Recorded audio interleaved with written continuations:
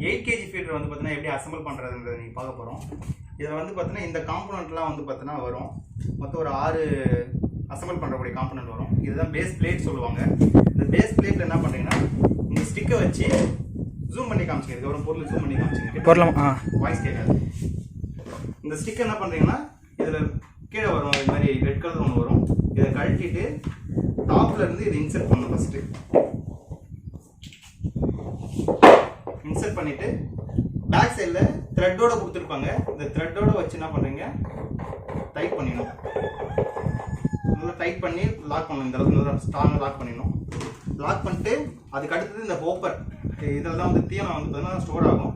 இந்த ஹோப்பரில் வந்து என்ன பண்ணுறீங்க எடுத்து வந்து இப்படி ஃபிக்ஸ் பண்ணுறீங்க. இதுலேயே ஒரு 3 வேரியன்ட் வந்து பார்த்தீங்கன்னா கிட்ட மாதிரி 3 அட்ஜஸ்ட்மெண்ட் கொடுத்துருப்பாங்க. இங்கே பாருங்கள், ஹைட் அட்ஜஸ்ட்மெண்ட்டு இது உள்ள ஒரு 3 இருக்குது. ஸ்லாட்டு இங்கே பாருங்கள், ரொம்ப டவுன் இறக்கிறதுனால இந்த ஸ்லாட்டில் போட்டால் ரொம்ப டவுனில் இறங்கும், கம்மியான தீனம் போகும். அதுக்கடுத்து 2வது ஸ்லாட்டில் கொஞ்சம் ஹைட்டு, 3வதுல நல்ல ஹைட்டு, நல்லா அதிகமாக தீனி எடுக்கிறதுக்கு மாதிரி.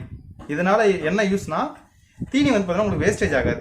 இப்போ கம்மியான ஸ்லாட்டில் இருக்கிறத போடுறோம் பாருங்கள், போட்டோம்னா டவுனில் இங்கே அடியில் போய் உட்காந்துக்கும். தீனி அதனால் வேஸ்ட் ஆகாது, ரொம்ப கேப் கம்மியாக இருக்கும். அதே செகண்ட் ஸ்லாட்டில் போடுறேன், இதில் லாஸ்ட் ஸ்லாட்டே போடுறோம் பாருங்கள். இப்போ போட்டோன்னா இவ்வளோ கேப் இருக்கும். புரியுதுங்களா? ஸோ இதுக்காக இந்த 3 வேரியேஷன் வந்து பார்த்தீங்கன்னா கொடுத்துருக்காங்க. அது நீங்கள் எவ்வளோ வேணுமோ, கோழிங்களுக்கு 1 மாதம் 1 மந்த் சிக்கு இருக்குது, இல்லை ஒரு 3 மாதம் சிக்ஸ் இருக்குன்னா, இல்லை பெரிய கோழி இருக்குன்னா அதுக்கேற்ற மாதிரி நீங்கள் அட்ஜஸ்ட்மெண்ட் பண்ணி கொடுத்துக்கலாம், தீவனம் தேவைக்கு ஏற்ற மாதிரி.